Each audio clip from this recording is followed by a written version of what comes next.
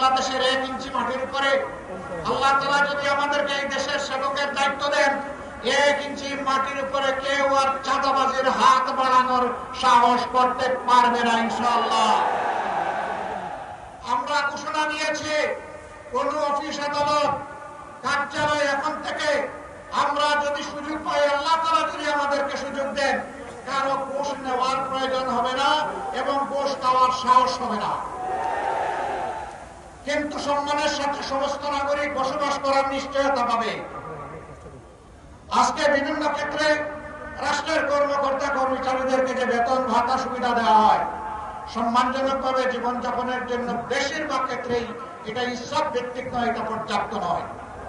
আপনি তার একান্ত প্রয়োজন পূরণ না করে, সে যদি তার প্রয়োজন পূরণের জন্য কোনো অপরাধ করে, রাষ্ট্রের কোনো অধিকার নাই ওই অপরাধের জন্য ওই নাগরিককে শাস্তি দেওয়ার।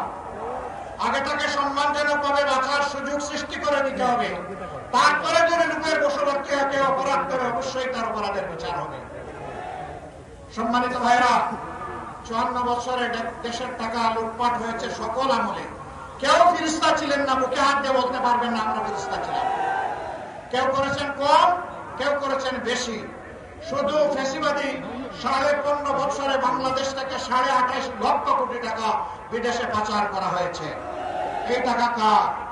এই টাকা 18 কোটি মানুষের। এই টাকা আজকে জন্ম নেওয়া শিশুর। এই টাকা রাস্তার পাশে বসে আমার যে ভাই, আমার যে বোন ভিক্ষার থালা নিয়ে মানুষের কাছ থেকে ভিক্ষা নেয়, এই টাকা তারও। আমার যে ভাই হাড়ভাঙা পরিশ্রম করে চা বাগানে কাজ করে, অথবা রিক্সা চালায়, অথবা অন্য কোনো যানবাহন চালায়, কিংবা কোনো ম্যানুফ্যাকচারিং ইন্ডাস্ট্রিতে কাজ করে, অথবা ক্ষেতের মধ্যে কুদাল এবং লাঙ্গল চালায়, এই টাকা তার। জনগণের এই টাকা যারা চুরি করেছে, আল্লাহ তাআলা আমাদেরকে দায়িত্ব দিলে আমরা ওদেরকে শান্তিতে থাকতে দেব না। ওরা দুনিয়ার যেখানেই থাকুক না কেন, জনগণের এই হক যদি তারা স্বেচ্ছায় দিয়ে দেয়, তারা অবশ্যই এটার জন্য অভিনন্দিত হবে। কিন্তু যদি ফেরত না দেয়, রাষ্ট্র ইনশাআল্লাহ ওদের মুখের ভিতর দিয়ে হাত ঢুকিয়ে পেটের ভিতর থেকে বের করে নিয়ে আসবে। কাউকে ছাড় দেওয়া হবে না ইনশাআল্লাহ। সেই টাকা রাষ্ট্রীয় কোষাগারে যোগ হবে।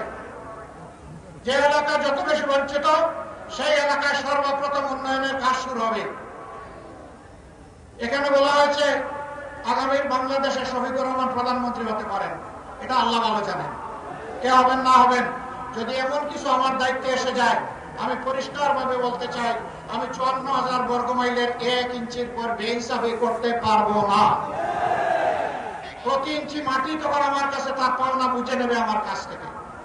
হ্যাঁ, সিলেটবাসীর সঙ্গত যে সমস্ত পাওনা বঞ্চনা, সেগুলা সিলেটবাসীকে সসম্মানে তুলে দেওয়া হবে।